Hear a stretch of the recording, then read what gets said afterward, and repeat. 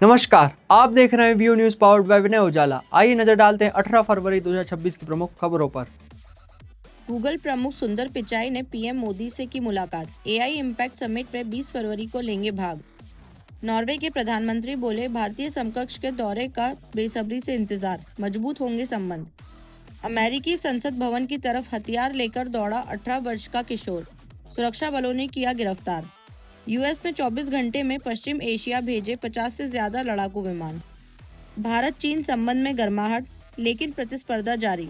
अमेरिकी संसदीय समिति के सामने विशेषज्ञों का खुलासा। न्यूयॉर्क के चर्च में विस्फोट, दमकल कर्मी समेत 5 लोग घायल। असम में सरकारी नौकरी में चाय जनजाति के लोगों को मिलेगा 3% आरक्षण, कैबिनेट ने दी मंजूरी। एनडीए विधानसभा चुनाव की तैयारी में जुटा। पीएम मोदी मार्च में 2 बार कर सकते हैं तमिलनाडु का दौरा।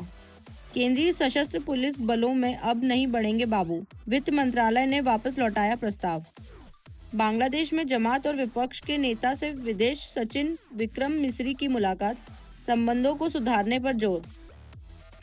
भारत और नेपाल ने कानूनी सहायता समझौते पर किया हस्ताक्षर, आपराधिक मामलों की जांच से मिलेगी मदद। पहला स्वदेशी एआई स्मार्ट ग्लास सर्वम काजे लॉन्च, नरेंद्र मोदी बोले, मेक इन इंडिया को मिली नई उड़ान। मायावती ने यूपी विधानसभा चुनाव अकेले लड़ने का किया ऐलान। सीएम फडणवीस का बड़ा ऐलान, अब नौकरी पढ़ाई में 5% कोटा नहीं मिलेगा, देर रात आया आदेश। महाराष्ट्र की जगहों के नाम टीपू सुल्तान के नाम पर बर्दाश्त नहीं, नीतीश राणे ने जताई नाराजगी। मध्य प्रदेश बजट, लाडली बहनों को 23,882 करोड़, 8वीं तक छात्रों को टेट्रा पैक दूध, सरकार विपक्ष आमने सामने। भोपाल के जेपी अस्पताल में शॉर्ट सर्किट से लगी आग, मरीजों और परिजनों में मची अफरा तफरी, सर्जिकल सामान जला। पूर्व भाजपा विधायक सत्यनारायण सतन की बेटी ने थामा कांग्रेस का दामन, ली सदस्यता। उज्जैन में कोचिंग संचालक से मारपीट कर चक्का जाम, पुलिस कर्मियों पर कार्रवाई की मांग। मेट्रो पर बवाल, लोगों ने रीगल पर काम रुकवाया, होलकर की बावड़ी तोड़ने पर भड़के।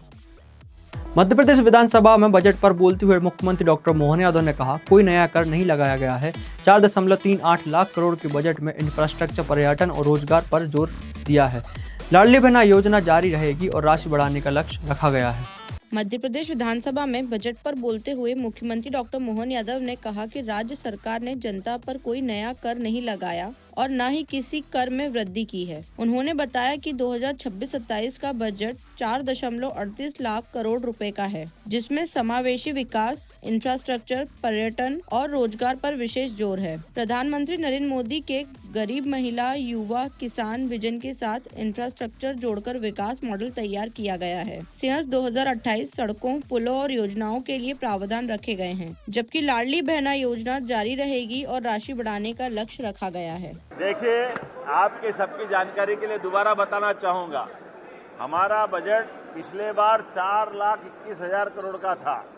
इस वर्ष 4,38,300 करोड़ से ऊपर का है, लेकिन हमारे द्वारा जो वित्त की लिमिट है, मात्र 72,000 करोड़ का कर्जा लिया था और 72,000 के कर्जे के आधार पर भी हमने अपने उस क्रम के आधार पर जो 4,21,000 करोड़ का हमारा पिछला बजट था, अब बताइए, जो वो पूरा कर्जा बता रहा है वो 1 साल का नहीं है, वो जब से मध्य प्रदेश बना है 1956 से, तब से चली आने वाली परंपरा, उस परंपरा के बलबूते पर हमारे पास तो ली गई राशि से हम उसको पूंजीगत व्यय में, ये पुल, पुलिया, बांध, तमाम प्रकार के इंफ्रास्ट्रक्चर के काम, ये उसी राशि से हम अपने संसाधन के भरोसे बना रहे हैं। और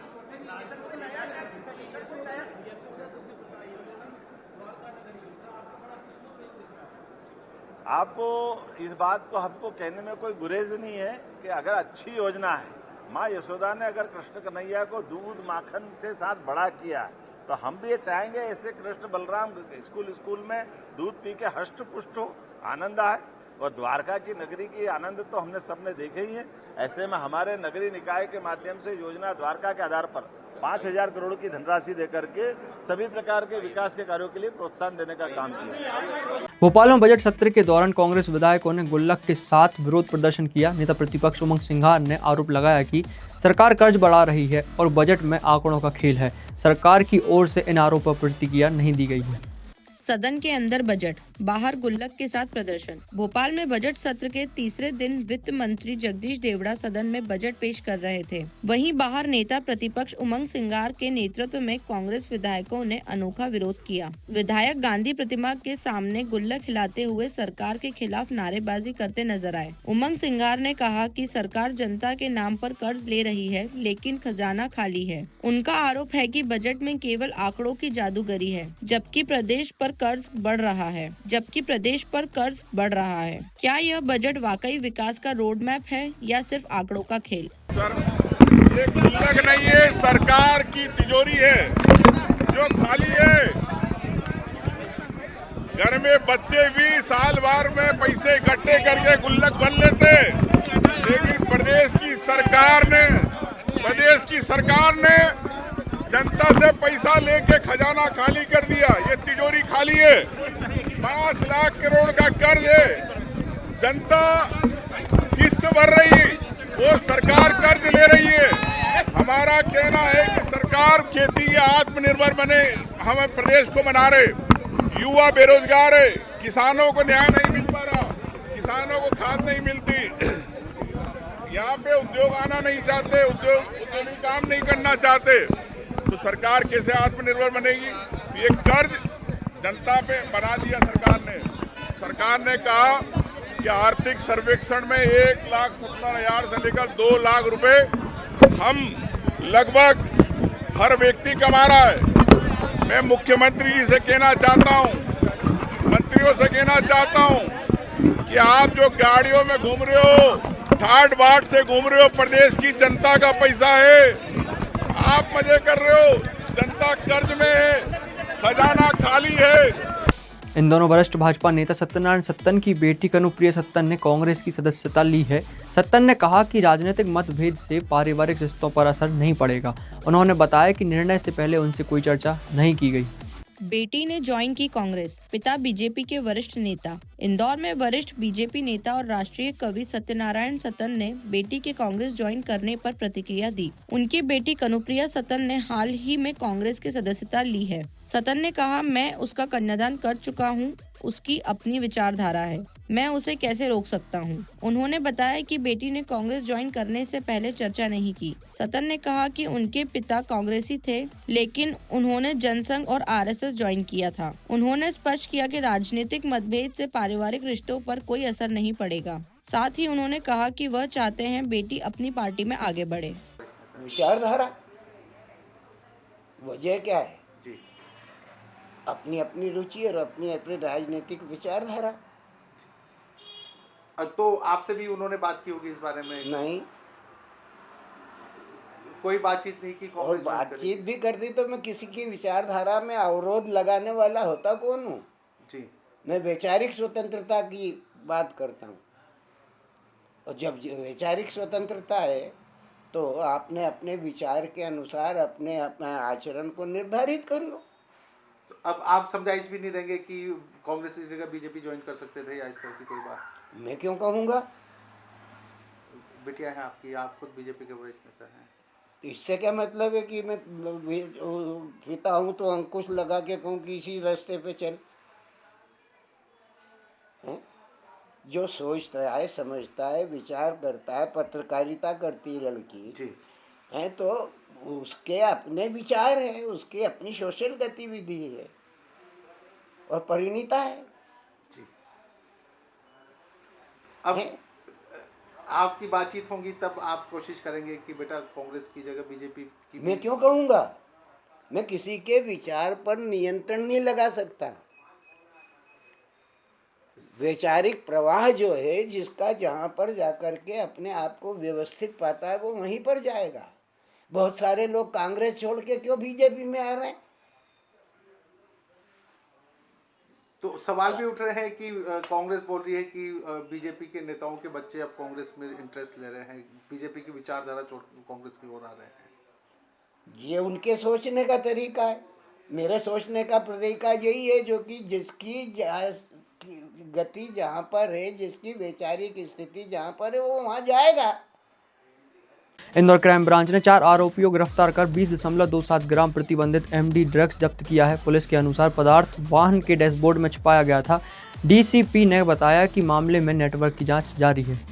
इंदौर में नशे के खिलाफ बड़ी कार्रवाई। क्राइम ब्रांच ने 4 आरोपी को गिरफ्तार कर 20.27 ग्राम प्रतिबंधित मादक पदार्थ एमडी जब्त किया है। बरामद एमडी की अंतर्राष्ट्रीय बाजार में कीमत करीब 2 लाख रुपए बताई जा रही है। पुलिस के मुताबिक आरोपी इसे गाड़ी के डैशबोर्ड में छिपाकर ले जा रहे थे। मुखबिर की सूचना पर घेराबंदी कर वाहन की तलाशी ली गई, जिसमें ड्रग्स बरामद हुआ। डीसीपी राजेश त्रिपाठी ने बताया कि आरोपियों से नेटवर्क के अन्य लोगों के बारे में पूछताछ जारी है। पुलिस का कहना है कि शहर में नशे के कारोबारी पर सख्त कार्रवाई लगातार जारी रहेगी। जैसा कि आपकी जानकारी में है, कमिश्नर सर द्वारा लगातार अवैध मादक पदार्थों के विरुद्ध कार्रवाई किए जाने का निर्देश क्राइम ब्रांच को दिया जाता है। क्राइम ब्रांच की मुस्तैदी से लगभग क्राइम ब्रांच की सभी टीमें लगातार अवैध मादक पदार्थों के खिलाफ कार्रवाई करती रही हैं। अभी पिछले 24 घंटे में हमारी टीम जो हमारे थाने की टीम है, टीआई जितेंद्र सिंह के नेतृत्व में, टीआई क्राइम और एसीपी क्राइम के नेतृत्व में, ये सब इंस्पेक्टर अमित मिश्रा की जो टीम है, अमित कटियार की जो टीम है, उन लोगों को एक सूचना मिली कि कोई 3-4 लोग थार गाड़ी में हैं और वो लोग एमडी लेकर के और अपने यहाँ शहर में बेचने के लिए आ रहे हैं। तब इस सूचना पर से हमारी टीम सक्रिय हुई और हमारी टीम ने ये रेलवे यार्ड के पास में, ये रेलवे बिजली यार्ड के बाजू MR4 रोड के पे स्थित है, वहाँ पर अपनी पार्टी वहाँ पर तैनात करी। और जैसे ही तैनात हुए कुछ ही देर में एक गाड़ी आते हुए दिखी, जिसको रोका गया। थार गाड़ी थी। थार गाड़ी को रोका तो उसमें 4 लड़के मिले थे। ये 4 लड़कों में से 3 रतलाम के हैं और एक झाबुआ का है। जो रतलाम का लड़का है वो यतीन्द्र सेन है, जो इनका मुख्य सरगना है। उसके अलावा झाबुआ का हितेश काले और एक रतलाम के 2 और लड़के विपिन डागा और नकुल देसाई। ये 4 लड़के थे। इनकी उम्र करीबन 19 से लेकर के 25-26 साल तक की है और ये पढ़ाई लिखाई ही करते हैं। और इसके अलावा ये वहाँ पे ड्रग्स का व्यवसाय से कहीं न कहीं से कनेक्टेड हो गए थे। यहाँ पर इंदौर में काफ़ी लंबे समय से ड्रग्स सप्लाई करने की इनकी सूचना थी और ये 2-3 चक्कर यहाँ पर आ चुके थे। जब इनकी गाड़ी की तलाशी ली गई तो गाड़ी में इनके 20 ग्राम एमडी मिला और तत्काल ही गाड़ी को जब्त किया गया। एमडी मिलने के कारण एनडीपीएस एक्ट 8/22 के तहत इसमें एफआईआर दर्ज की गई है। अब इनके चारों की गिरफ्तारी की जा करके पुलिस रिमांड लिया जाकर के इनसे पूछताछ की जा रही है। इनके आगे की कड़ी कहाँ से लेकर के आ रहे थे और यहाँ किनको किनको पहले सप्लाई किया, उन सब की सूची बनाई जा रही है और उन सब के खिलाफ भी कार्रवाई की जाए। इंदौर के पंडरीनाथ क्षेत्र में 100 साल पुराने जर्जर मकान को निगम ने ढहा दिया। कार्रवाई से पहले किराएदारों को सुरक्षित बाहर निकाला गया। प्रशासन के अनुसार शहर के खतरनाक इमारतों की पहचान कर आगे की कार्रवाई जारी रहेगी। इंदौर में निगम की बड़ी कार्रवाई। पंडरीनाथ क्षेत्र में 100 साल से अधिक पुराने जर्जर मकान पर निगम का बुलडोजर चला। मकान को पूरी तरह जमींदोज कर दिया गया। कार्रवाई से पहले मकान में रह रहे किराएदारों को सुरक्षित बाहर निकाला गया। कुछ दिन पहले छावनी क्षेत्र में जर्जर मकान गिरने की घटना के बाद निगम प्रशासन सतर्क हुआ है। निगम का कहना है कि शहर में खतरनाक इमारतों की पहचान कर कार्रवाई जारी रहेगी। ऐसे ही खास खबरों के लिए बने रहिए हमारे साथ व्यू न्यूज पर, पावर्ड बाय विनय उजाला।